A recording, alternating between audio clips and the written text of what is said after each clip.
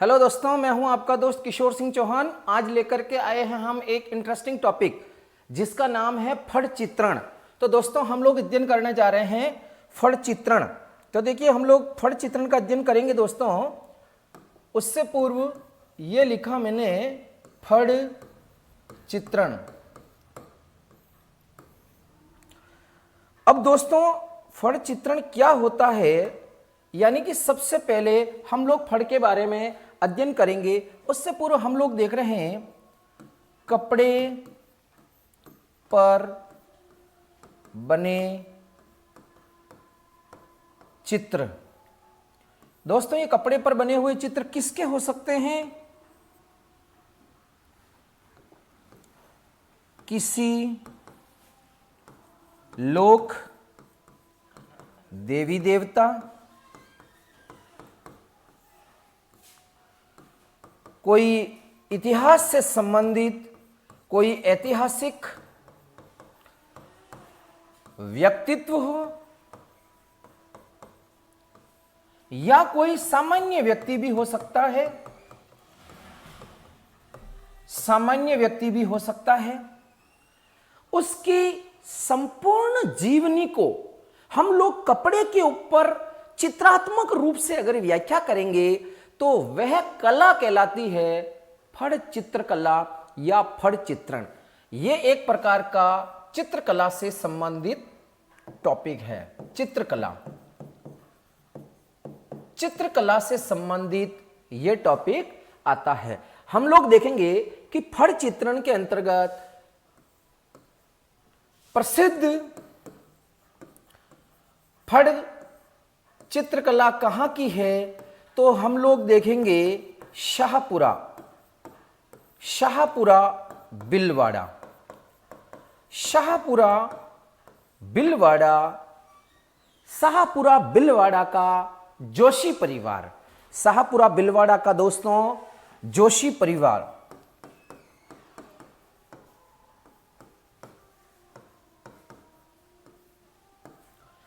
शाहपुरा बिलवाड़ा का जोशी परिवार फड़ चित्रण के लिए विश्व प्रसिद्ध हैं। हम लोग देखेंगे कि फड़ चित्रण होता क्या है। तो दोस्तों, हम लोग देख रहे हैं ये फड़ जो होती है, फड़, और एक वर्ड में अगर यहां पर आपको बता रहा हूं पान्ने, ये दोनों मिलते जुलते हैं। फड़ अगर मैं बात करूंगा तो दोस्तों इसका वास्तविक उत्तर हो जाएगा कपड़े पर बने चित्र।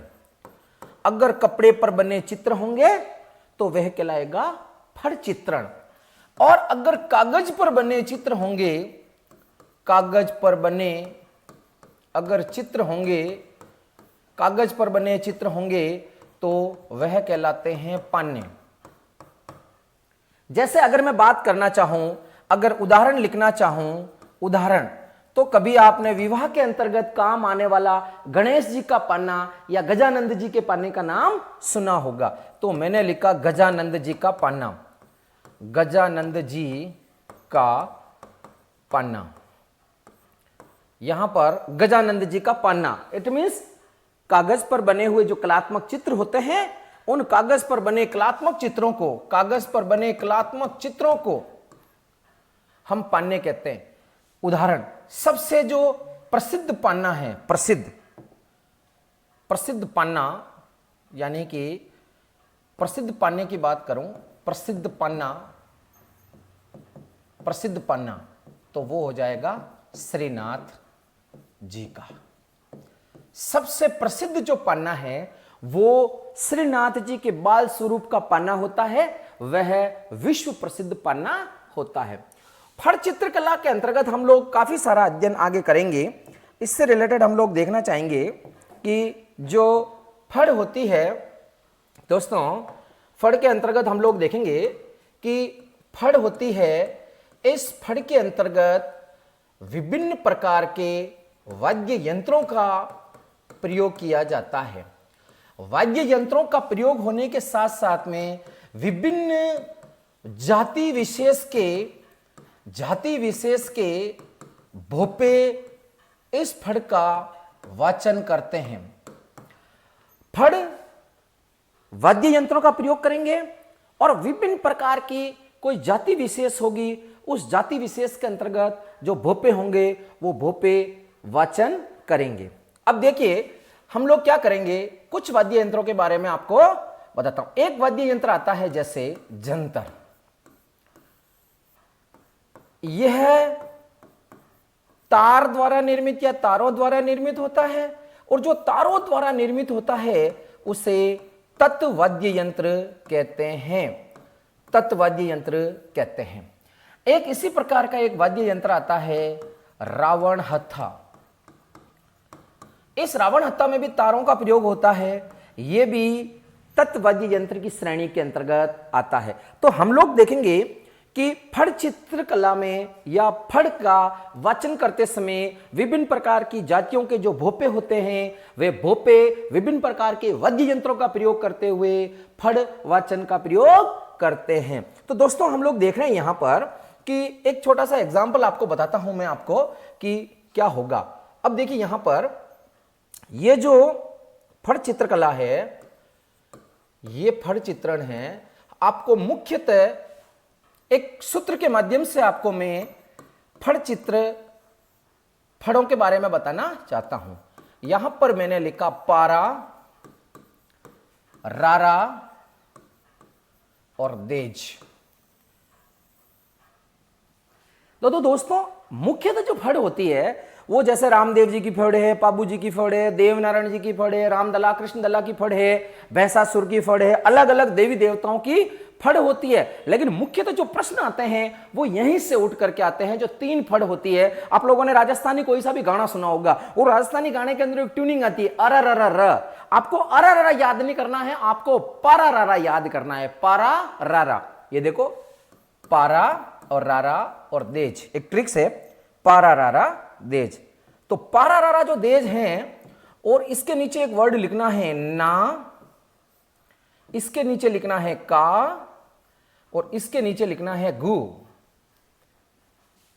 पारा रारा देज और ना का गु। अब आपको क्या हंसना आ रहा होगा, यार ये वर्ड ही ऐसा है गु, इसका मतलब आप जो सोच रहे हो वो नहीं है। यहां पर एक ट्रिक्स काम कर रही है, आपको एक ट्रिक्स फॉलो करनी है, पारा रारा देज और ना का गु। तो यहां पर हम लोग इस फड़ के अंतर्गत वाद्य यंत्रों के बारे में निकालेंगे, और कौन सी जाति के लोग इसका वाचन कर रहे हैं उसका उत्तर आ जाएगा। देखिए तो दोस्तों हम लोग क्या करेंगे, इधर ये पा से हो जाएगा पाबू जी की फड़, पाबू जी की फड़।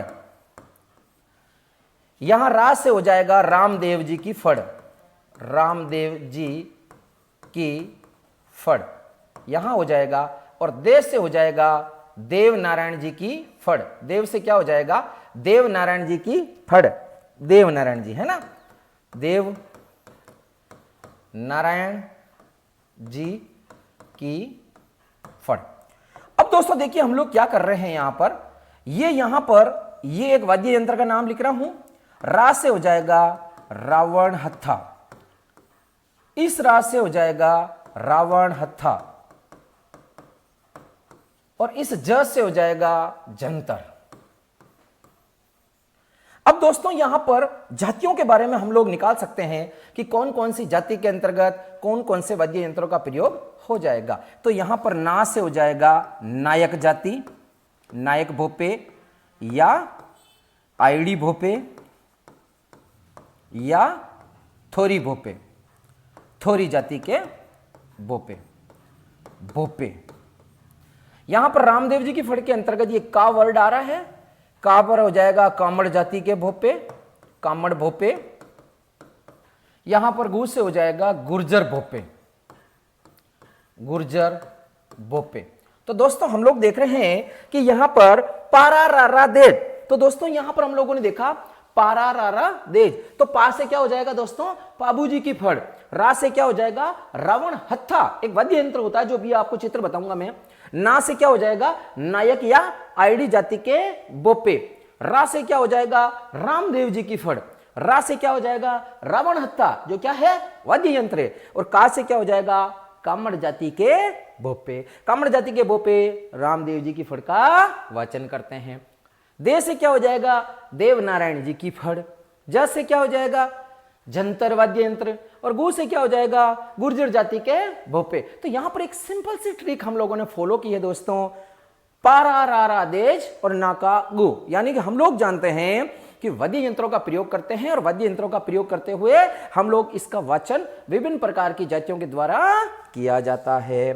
तो दोस्तों आगे देखेंगे हम लोग, ये देखिए अभी अभी मैं बात कर रहा था कि देवनारायण जी की फड़ का वाचन जंतर वाद्य यंत्र के साथ में किया जाता है। तो दोस्तों देखिए जंतर वाद्य यंत्र क्या होता है, ये देखिए ये जंतर वाद्य यंत्र यहां से स्टार्ट किया, ये एक तुम्बा लगा रखा है, एक तुम्बा यहां लगा रखा है, तो इट मींस ये तुम्बा है। तुम्बा, तुम्बा आप जानते होंगे जो कि लोकी होती है, लोकी जिसको हम आल या आलड़ी कहते हैं, उस टाइप का एक तुम्बा होता है, वो तुम्बा लगाते हैं। तो यहां पर देखिए दो तुम्बे हैं और बीच में ये लकड़ी का बनाया हुआ स्ट्रक्चर है और ये कसने के लिए तार लगाए हुए हैं, देखिए यहां पर काफी सारे, और इन तारों के बीच को ये हाथों की जो अंगुलियां हैं, इन अंगुलियों के माध्यम से झनकृत करते हुए इसका वाचन किया जाता है। और साथ साथ में भोपे और भोपण, यानी भोपे और भोपण दोनों के द्वारा फड़ का वाचन किया जाता है। कौन सी फड़ का वाचन होगा, अभी अभी बताया मैंने कि जंतर वाद्य यंत्र के लिए देवनारायण जी की फड़ का वाचन किया जाता है। देवनारायण, तो देवनारायण जी की फड़ अगर होगी, देवनारायण जी की फड़ का वाचन करते समय किस वाद्य यंत्र का प्रयोग करते हैं, तो दोस्तों उत्तर हो जाएगा जंतर वाद्य यंत्र का प्रयोग किया जाता है। तो दोस्तों जंतर वाद्य यंत्र का प्रयोग करेंगे तो वो देवनारायण जी की फड़ होगी। ये देखिए जंतर वाद्य यंत्र, ये लिखा जंतर वाद्य यंत्र होता है।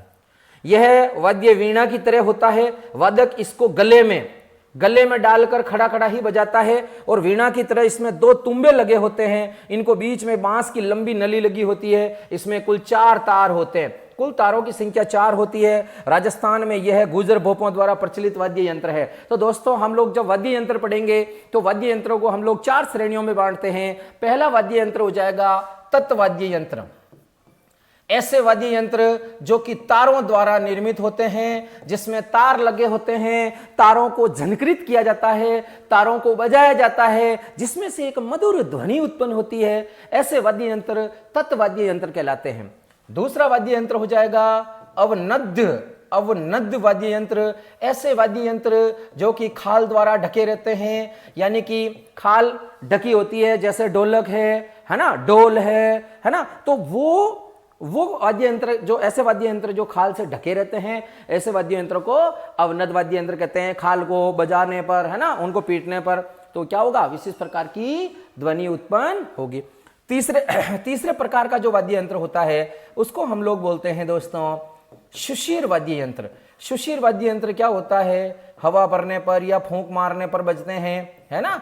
ऐसे वाद्य यंत्र जो हवा भरने पर और फूंक मारने पर बजेंगे उनको हम लोग कहेंगे सुशीर वाद्य यंत्रों की श्रेणी में डालेंगे। और चौथे वाद्य यंत्र होते हैं जिनको बोलते हैं घन वाद्य यंत्र, जो किसी धातु विशेष के बने होते हैं, किसी मेटल के बने होते हैं, तो हम लोग उसको, जैसे मंजीरा होता है ना, सुशीर वाद्य के अंतर्गत, जैसे बांसुरी होती है, जैसे अलगोजा होता है, तो विभिन्न प्रकार के ये वाद्य यंत्र सुशीर वाद्य यंत्रों की श्रेणी के अंतर्गत आएंगे। नेक्स्ट दोस्तों देखते हैं, ये देखिए दोस्तों एक फड़ दे रखी है आपके सामने, है ना, ये देखो एक फड़ दे रखी है। इस फड़ के अंतर्गत देवी देवताओं के कलात्मक चित्रों का वर्णन किया गया है। देवनारायण जी की फड़ है, तो देवनारायण जी की फड़ से रिलेटेड, जहां पर देवनारायण जी जन्म लिए थे कमल अवतरित देवता के रूप में, है ना, तो देवनारायण जी कमल अवतरित देवता के रूप में जन्म लिया था मालासेरी के जंगलों में। तो वहां से लेकर के कहां पर इनका विवाह हुआ, है ना, और कहां पर इन्होंने अपने चमत्कार दिखाए, कहां पर ये बड़े हुए, कहां पर युद्ध लड़ा, कौन क्या वगैरह वगैरह, समस्त प्रकार की जो इनकी जीवनी होती है, उस जीवनी को छोटे छोटे चित्रों के रूप में बनाया जाता है। ये देखिए यहां पर हम लोग देख रहे हैं, इस कला को कहते हैं फड़ चित्रण। अब फड़ चित्रण होता है क्या दोस्तों, एक बहुत बड़ा लंबा सूती कपड़ा लिया जाता है, उस सूती कपड़े के ऊपर क्या करते हैं, गोंद लगा करके मिश्रित करने के पश्चात में उसके ऊपर कलफ चढ़ाई जाती है, ताकि वो थोड़ा डार्क हो जाता है, थोड़ा कड़क हो जाता है, और उसके पश्चात में ये सारे के सारे जो चित्र बनाए जाते हैं, ये चित्र होते हैं। इन चित्रों को बोलते हैं दोस्तों फड़ चित्रण। ये देखिए दोस्तों, यहां पर हम लोग देखेंगे ये देखिए दोस्तों, ये देव नारायण जी की फड़ के ऊपर ये है देव नारायण जी की फड़ पर जारी डाक टिकट। दोस्तों ये देव नारायण जी की फड़ के ऊपर जो जारी टिकट है दोस्तों, ये जो डाक टिकट है ये कब जारी हुआ था? ये जारी हुआ था 2 सितंबर 1992 के दिन। दोस्तों 2 सितंबर 1992, 2 सितंबर 1992 के दिन ये जारी किया गया था। 2 इंटू 2 सेंटीमीटर का, 2 इंटू 2 सेंटीमीटर का भारतीय डाक टिकट जारी किया गया। ये देखिए दोस्तों, 2 इंटू 2 सेंटीमीटर का भारतीय डाक टिकट जारी किया गया। इतना सा देखिए, 2 इंटू 2 सेंटीमीटर। ये अब परीक्षा में प्रश्न आता है दोस्तों, यहां पर हम लोग देख रहे हैं देव नारायण जी की फड़। प्रश्न आता है क्वेश्चन, सबसे छोटी फड़, तो आपका उत्तर हो जाएगा देव नारायण जी की फड़। सबसे छोटी फड़ दोस्तों, क्यों? क्योंकि 2 इंटू 2 सेंटीमीटर का इस पर भारतीय डाक टिकट जारी किया गया 2 सितंबर 1992 के दिन। और कितने रुपए का? 5 रुपए का। बोलो कितने रुपए का दोस्तों? 5 रुपए का भारतीय डाक टिकट जारी किया गया। देवनारायण जी की फड़, सबसे छोटी फड़ देवनारायण जी की फड़। लेकिन अभी अभी हम लोगों ने देखा सबसे बड़ी फड़ भी यही है दोस्तों, कपड़े के ऊपर बनी होती है सबसे बड़ी फड़ देवनारायण जी की फड़। अब दोनों प्रश्न आएंगे, सबसे छोटी फड़ तो भी आपका उत्तर होगा देवनारायण जी की फड़, और सबसे बड़ी फड़ तो भी उत्तर हो जाएगा। ये देखिए सबसे बड़ी फड़, और ये देखिए सबसे छोटी फड़। क्यों? क्योंकि 2 इंटू 2 सेंटीमीटर इतना सा होता है ना। डाक टिकट जो पोस्टल टिकट होते हैं उसके ऊपर जारी किया गया। इसके बारे में थोड़े बाद में अपन पढ़ेंगे। ये देखिए श्रीलाल जोशी के द्वारा निर्मित पाबू जी की फड़। ये किसकी फड़ है दोस्तों? पाबू जी की फड़। दोस्तों पाबू जी की फड़। तो दोस्तों ये पाबू जी की जो फड़ हैं, ये दोस्तों जो पाबू जी की फड़ हैं, ये देखिए दोस्तों ये पाबू जी की फड़ हैं। इस पाबू जी की फड़ के बारे में हम लोग पढ़ते हैं तो पहला पॉइंट आता है कि यह भाला लिए हुए अश्वारोही। यहां पर हम लोग देख रहे हैं भाला लिए हुए अश्वारोही। और पाबू जी की घोड़ी का नाम क्या है दोस्तों? केसर कालमी। घोड़ी का नाम क्या है दोस्तों? केसर कालमी। घोड़ी का रंग कैसा है दोस्तों? केसर कालमी। अब दोस्तों केसर जो कालमी रंग है, इस घोड़ी की केसर कालमी का रंग कैसा है दोस्तों? काला। यह भी एक परीक्षा के अंतर्गत प्रश्न आ जाता है दोस्तों। अगर परीक्षा में प्रश्न आ जाता है कि जो पाबू जी की घोड़ी है, इस फड़ के अंतर्गत पाबू जी की घोड़ी का रंग कैसा है दोस्तों, तो यहां पर देखिए, यहां पर मैं आपको बता देता हूं। ये देखिए यहां पर ये काले रंग की घोड़ी नजर आ रही है। ये देखिए काले रंग की घोड़ी केसर कालमी है ना। तो यहां पर एक तो ये एक जो परीक्षा की दृष्टि से सबसे इंपॉर्टेंट क्वेश्चन जो आता है, वेरी वेरी इंपॉर्टेंट क्वेश्चन, कि यह सर्वाधिक लोकप्रिय फड़ है दोस्तों। यह सर्वाधिक लोकप्रिय फड़ है। एक प्रश्न दोस्तों ये आता है कि बाला लिए हुए अश्वारोही होता है, घोड़ी केसर कालमी होती है, घोड़ी का रंग केसर कालमी का रंग काला होता है, यह सर्वाधिक लोकप्रिय फड़ होती है। और एक प्रश्न दोस्तों यहां आता है कि दोस्तों यहां पर हम लोग देख रहे हैं कि ऊंट के बीमार होने पर, तो दोस्तों यहां पर आएगा कि ऊंट के बीमार होने पर रेबारी या रायका जाति के लोग इस फड़ का वचन करवाते हैं।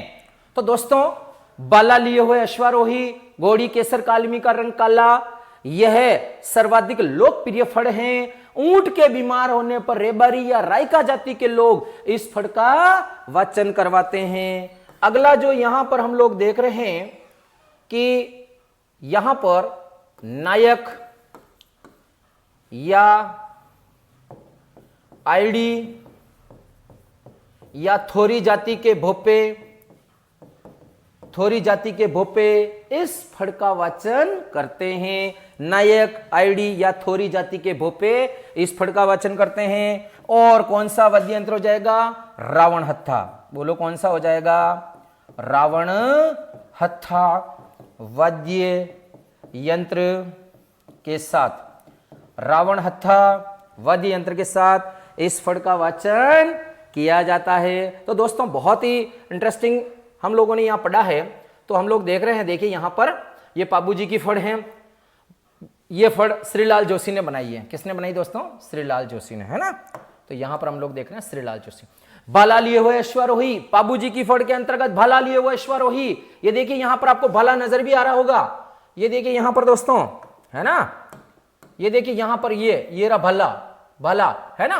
तो भाला लिए हुए अश्वारोही। पाबूजी की घोड़ी का नाम क्या है दोस्तों? केसर कालमी। इस फड़ के अंतर्गत पाबूजी की फड़ के अंतर्गत पाबूजी की घोड़ी केसर कालमी का रंग कैसा दोस्तों? काला। और ये सर्वाधिक लोकप्रिय फड़ हैं। और वेरी वेरी इंटरेस्टिंग टॉपिक, ऊंट के बीमार होने पर, जब ऊंट बीमार होता है, ऊंट के बीमार होने पर रेबारी या रायका जाति के लोग इस फड़ का वाचन करवाते हैं। और नायक, आईडी या थोरी जाति के भोपे इसका वाचन करते हैं। और ये रावण हत्था वाद्य यंत्र के साथ में प्रयोग किया जाता है।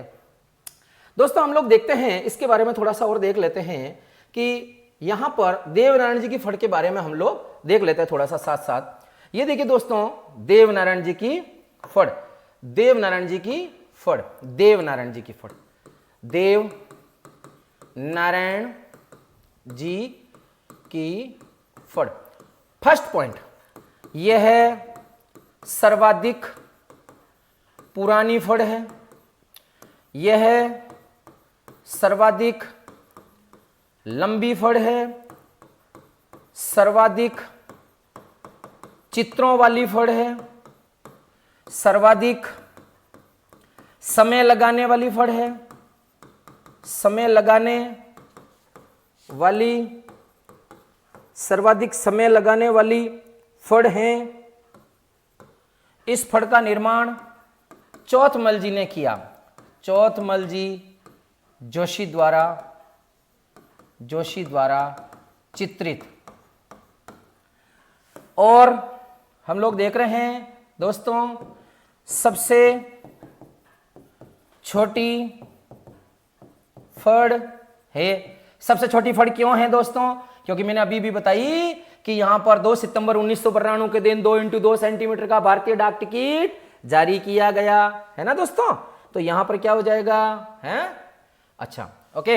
अब देखिए दोस्तों, हम लोग और बात कर लेते हैं। कौन करेंगे वाचन? वाचन करेंगे गुर्जर भोपे, गुर्जर भोपे। और वाद्य यंत्र कौन सा हो जाएगा? अभी अभी हम लोगों ने देखा, वाद्य यंत्र हो जाएगा जंतर वाद्य यंत्र हो जाएगा। ठीक है। एक प्रश्न यहां पर बनता है, उसके लिए हम लोग देख लेते हैं कि इनके घोड़े का नाम क्या है। घोड़े का नाम है लीलागर। लीलागर, लीलागर जो घोड़ा है, उस घोड़े लीलागर का जो घोड़ा है, इस घोड़े का जो रंग है वो रंग कैसा हो जाएगा? हरा। तो दोस्तों हम लोगों ने देवनारायण जी की फड़ के बारे में अध्ययन किया। जो देवनारायण जी की फड़ है सबसे लंबी फड़ है, सबसे ज्यादा चित्रों वाली फड़ है, सबसे पुरानी फड़ है और दोस्तों सबसे छोटी फड़ है। क्योंकि देवनारायण जी की फड़ के ऊपर 2 सितंबर 1992 के दिन ये वाला देखो 5 रुपए का भारतीय डाक टिकट 2x2 सेंटीमीटर का जारी किया गया। और गुर्जर जाति के भोपे इस फड़ का वाचन करते हैं। और इनका जो घोड़ा है, इस घोड़े का जो रंग है वो लीलागर घोड़ा, उस घोड़े का रंग कैसा है? हरा। अच्छा दोस्तों, एक कमरे के अंतर्गत एक लड़का है, उसका नाम है देव, एक लड़की है उसका नाम है लीला। अब एक दिन में क्लास में पढ़ा रहा था, देव भी गायब और लीला भी गायब। तो मैंने उस बच्चों को पूछा कि मैंने कहा बच्चों देव कहां गया, तो बच्चों ने उत्तर दिया कि लीला के घर गया। तो बोलो देव कहां गया, देखिए देव है ना, देव लीला के घर गया, देव से देव नारायण जी, और लीला के घर गया मतलब लीला घर, सिंपल सी बात है। देव नारायण जी के घोड़े को कैसे याद करेंगे, देव लीला के घर गया, देव नारायण जी के घोड़े का नाम है लीलागर घोड़ा। ठीक है दोस्तों, अब देखिए आगे देखते हैं। ये देखिए रावण हत्ता, हम जिसकी बात कर रहे थे दोस्तों, रावण हत्ता वाद्य यंत्र का बात करें। देखिए ये रावण हत्ता, देखिए ये नारियल की कटोरी, नारियल की कटोरी, और ये लगा रखे हैं तार, देखो ये तार लगा रखे हैं, और ये देखिए घोड़े की जो पूंछ होती है ना, इस प्रकार से इसको यहां पर ऐसा रख करके बजाया जाता है। इसको क्या बोलेंगे दोस्तों, ये रावण हत्ता है, रावण हत्ता है। ये रावण हत्ता किस प्रकार का वाद्य यंत्र है, तत्वाद्य यंत्र है, तत्वाद्य यंत्र है। और ये रावण हत्ता कहां कहां पर प्रयोग किया जाता है, अभी बताया पारा यानी पाबूजी की फड़, पाबूजी की फड़ के समय पारा, रारा, रारा मतलब रामदेव जी की फड़, रामदेव जी की फड़ है ना, रामदेव जी की फड़ के वाचन करते समय। अब दोस्तों हम लोग पढ़ रहे हैं रामदेव जी की जो फड़ है दोस्तों, रामदेव जी की फड़ का जो निर्माण है वो भी चौथमल जी ने किया। रामदेव जी की जो फड़ होती है, रामदेव जी की फड़ का रामदेव जी फड़ का वाचन कौन करते हैं, कामड़ जाति के बोपे करते हैं।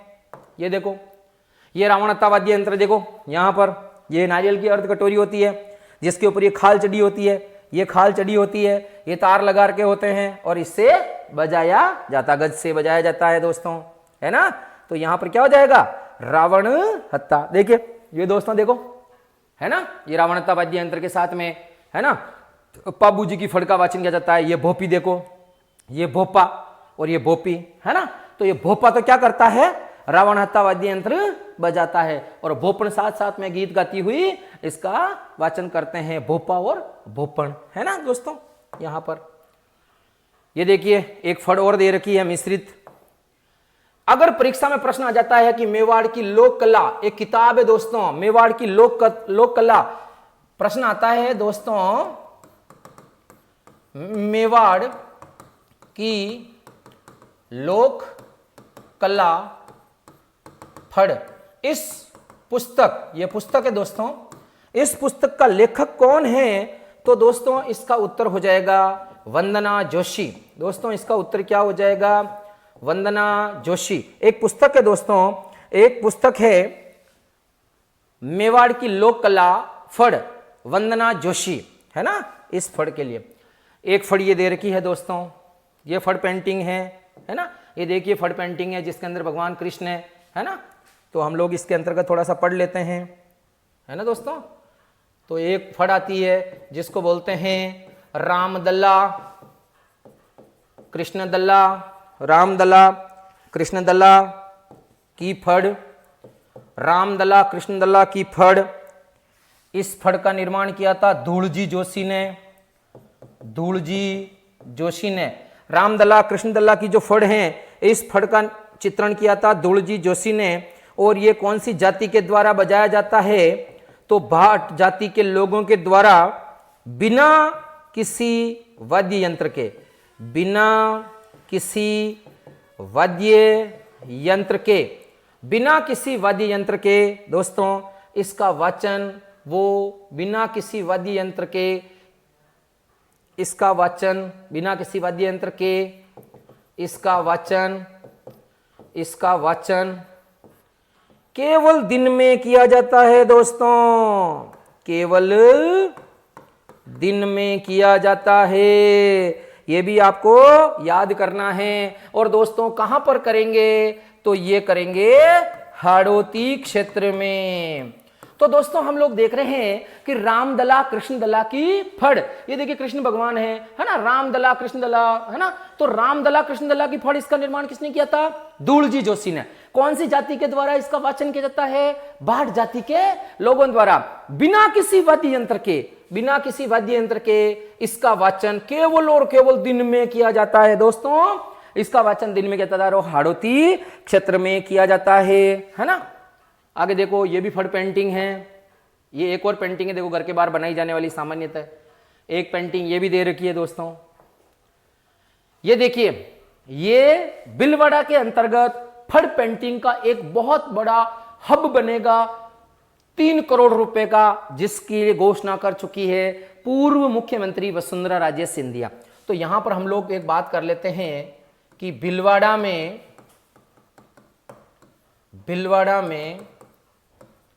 फड़ पेंटिंग का हब यार संग्रहालय बनेगा, बहुत बड़ा है ना, जिसके लिए करोड़ों रुपए खर्च किए जाएंगे। देखिए, आते बच्चे और सीखते यहां पर, है ना, विदेशी भी आते हैं और विदेशी भी सीखते हैं। ये देखिए यहां पर दोस्तों, ये है भैंसासुर। कौन है दोस्तों? भैंसासुर, है ना, ये है भैंसासुर। ये देखिए, ये दोस्तों देखो भैंसासुर। ये कौन है दोस्तों? भैंसासुर। देखो भैंसासुर, है ना, भैंसासुर। तो भैंसासुर है ये, और हम लोग पढ़ेंगे भैंसासुर की फड़। तो भैंसासुर की जो फड़ होती है, इस फड़ का वाचन दोस्तों नहीं किया जाता है। दोस्तों इस फड़ का वाचन नहीं करते हैं, वाचन नहीं किया जाता है। दोस्तों इस फड़ का वाचन नहीं किया जाता। तो एक वागरिया जाति के लोग होते हैं, वागरिया या वागरी, है ना, वागरिया या वागरी जाति के लोग चोरी या चोरियां करने जाने से पूर्व सगुन या सुकून, कुछ भी याद कर लो, मांगते हैं। दोस्तों भैंसासुर की फड़ का वाचन नहीं किया जाता है, तो फिर क्या किया जाता है? इस फड़ को सुकून मांगते हैं कि हे भैंसासुर जी, हम लोग चोरी करने जा रहे हैं, हमारी चोरी को सक्सेस कर देना, हमारी चोरी को सफल कर देना। तो दोस्तों भैंसासुर की फड़ देखिए दोस्तों, ये रे भैंसासुर। ये कौन है दोस्तों? ये देखिए, ये रे भैंसासुर। यहां पर भैंसासुर, इसकी पूजा होती है दोस्तों। ये देखिए भैंसासुर, है ना। तो भैंसासुर का एक बहुत बड़ा मंदिर है, मंदिर में दीपक है, ये भैंसे की मूर्ति है भैंसासुर, है ना। तो यहां पर क्या हो जाएगा? भैंसासुर की फड़ का वाचन नहीं किया जाता है। दोस्तों यहां पर एक प्रश्न आएगा कि कौन सी फड़ का वाचन नहीं किया जाता है, तो उत्तर आ जाएगा दोस्तों भैंसासुर की फड़, है ना। ओके, और क्या होता है? तो वागरिया या वागरी जाति के लोग क्या करते हैं? चोरी करने जाते समय इसका सुकून मांगते हैं। ये देखिए दोस्तों एक फड़ और है, ये फड़ देखो, ये देखो, ये रेलवे स्टेशन है, Bhilwara railway station, Bhilwara railway station. Bhilwara railway station पर टिकट काउंटर के ऊपर ये देखिए, ये पाबूजी की फड़ लगा रखी है। इसको बनाने वाला है श्रीलाल जोशी, श्रीलाल जोशी। बिलवाड़ा रेलवे स्टेशन के ऊपर ये टिकट काउंटर है, और टिकट काउंटर के ऊपर ये फड़ चित्रण लगाई हुई है। इसका निर्माण किया था श्रीलाल जोशी ने। ये रही दोस्तों, क्वेश्चन आता है कि कोरोना पर पहली फड़, अरे भाई पहली फड़ किसने बनाई रे? किसने बनाई? तो दोस्तों उत्तर हो जाएगा, बोलो भाई दोस्तों उत्तर क्या हो जाएगा रे? अभिषेक जोशी। बोलो भाई कौन सा जोशी? अभिषेक जोशी। देखो दोस्तों, इसको थोड़ा सा बड़ा करके दिखाता हूं मैं आपको, है ना। ये देखो, ये देखो, ये देखिए साहब, इसके अंतर्गत ये देखिए माननीय नरेंद्र मोदी हैं, है ना। ये देखिए खूब सारे लोग यहां पर देखिए काउंटर, ये देखो मास्क लगा करके बैठे हुए हैं, है ना। ये नरेंद्र मोदी की ताकत को बताया गया दोस्तों। और इसके अंदर देखो ये चीन, ये चाइना का डायनासोर, ये विश्व के सभी देशों के ऊपर फुहारे मार रहा है। ये देखिए हॉस्पिटल के कर्मचारी साफ सफाई कर रहे हैं। ये देखिए यहां तक जानवर यहाँ ग्रसित हो गए कि कौन कौन से जानवरों का चमगादड़, देखिए चमगादड़ का मांस, चमगादड़ उल्टे लटका रखे हैं, चीन के थ्रू आया। फिर हम लोगों के अंतर्गत यहाँ पर विभिन्न प्रकार के कोरोना वॉरियर्स को दिखाया गया दोस्तों। देखिए ये हॉस्पिटल, ये देखिए पुलिस वाले हैं, ये हॉस्पिटल वाले हैं, ये सभी प्रकार के कोरोना वॉरियर्स करते करते करते करते ये कोरोना वॉरियर्स का चित्र बनाया गया है। और कोरोना वॉरियर्स, ये कोरोना का वायरस और ये कोरोना वॉरियर्स करते करते करते करते ये देखिए दोस्तों हम लोग जीत गए हैं। इसका मतलब नरेंद्र मोदी की पावर को इस कोरोना की फड़ में दिखाया गया है दोस्तों। और ये कोरोना की फड़ बनाने वाला व्यक्ति कौन है? अभिषेक जोशी। इसके बाद विवेक जोशी और हैं। ये देखिए एक फड़ और बनाई है जिसने, ये देखिए इसमें भी इन्होंने क्या किया है, इस फड़ के अंतर्गत भी ये देखिए विवेक जोशी और विजय जोशी, ये फड़ बनाई है विवेक जोशी एंड विजय जोशी। तो विवेक जोशी और विजय जोशी है, इन्होंने भी कोरोना की फड़ बनाई। ये देखिए नरेंद्र मोदी का फोटो लगा रखा है ना। ये देखिए ये भोपा है, ये रावण हत्ता वाद्य यंत्र है, और ये भोपण, और दोनों ये माइक के अंतर्गत गीत गा रहे हैं। ये देखिए एक रावण हत्ता वाद्य यंत्र और है ना, जिसके माध्यम से गीत गा रहे हैं, है ना। तो अब देखिए दोस्तों यहां पर क्या हो रहा है कि एक दो पॉइंट और हैं, वो मैं आपको लिख करके फिर अपन इसकी समापन की घोषणा करते हैं।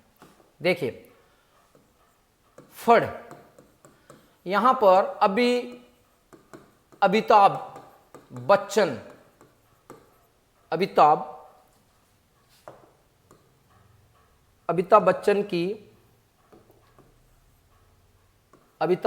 की फड़, अमिताभ बच्चन की जो फड़ है दोस्तों, अमिताभ बच्चन की फड़ का वाचन यूएसए में किया गया और करने वाला है रामलाल भोपा। और इसके साथ में एक भोपण और है दोस्तों, जिसका नाम है पतासी देवी भोपण है, रामनाथ भोपा और पतासी देवी भोपण, है ना। और यहां पर एक प्रश्न बनता है दोस्तों, पहली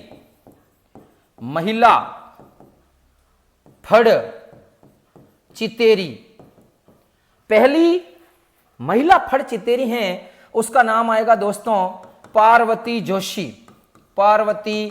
जोशी।